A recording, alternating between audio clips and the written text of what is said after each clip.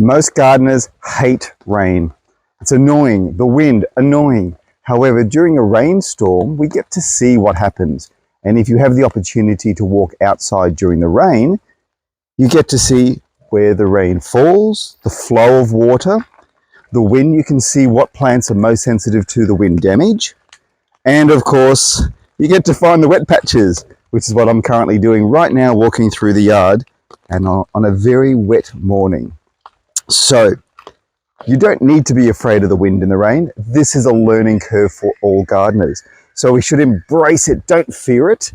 And as we know, gardening is always learning. We learn through our experiences.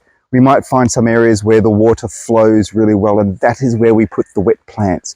There might be areas that drain really well, and they are the places we put the more sensitive plants that need really good drainage. So when it rains, you have the option to go inside and hide and hibernate, or pop outside on the balcony or check out the window or go to the window and look to see what happens in the garden and learn from those observations.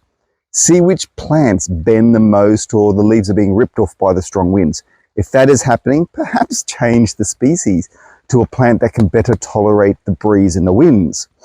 If you see gushes of water going through the property, well, obviously some of the plants may not be suitable for that particular area. So it's worthwhile watching during rainstorms, windstorms, and other things like that. Now, floods are a completely different situation and may not occur every week, thank goodness, and can occur seasonal or based on the weather predictions and what happens in the sky. So observe what happens when it comes to floods as well. You've got the rain, you've got the winds, and I can hear more winds coming through above because the trees, which are gum trees, also known as widowmakers, can cause a bit of a problem. So take care when you are walking around the yard, especially if you've got gums and other trees that will drop limbs. That is a very dangerous thing to do. So when I walk in my yard during a storm or after a storm, I try to avoid the area where the gum trees are.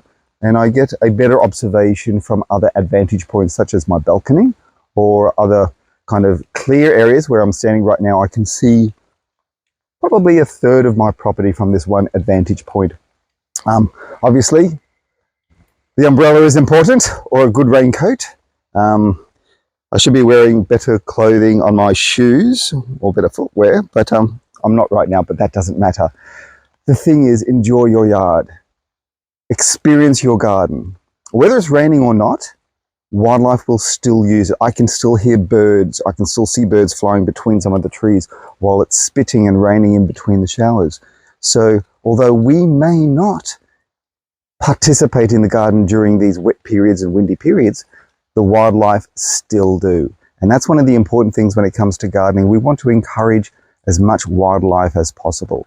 And I'll also notice that after the rainstorms, when the sun starts coming up, the butterflies become more active, the birds therefore are more active trying to catch some of those butterflies, and we tend to see some of the other critters walk around as well. So I'm hoping this little video, brought to you today by Paul Plant, of course me, a horticulturist with about 30 plus years on radio experience in gardening magazines and books, has provided a little bit of a garden tip for you on today. And until next time, I hope you enjoyed this video.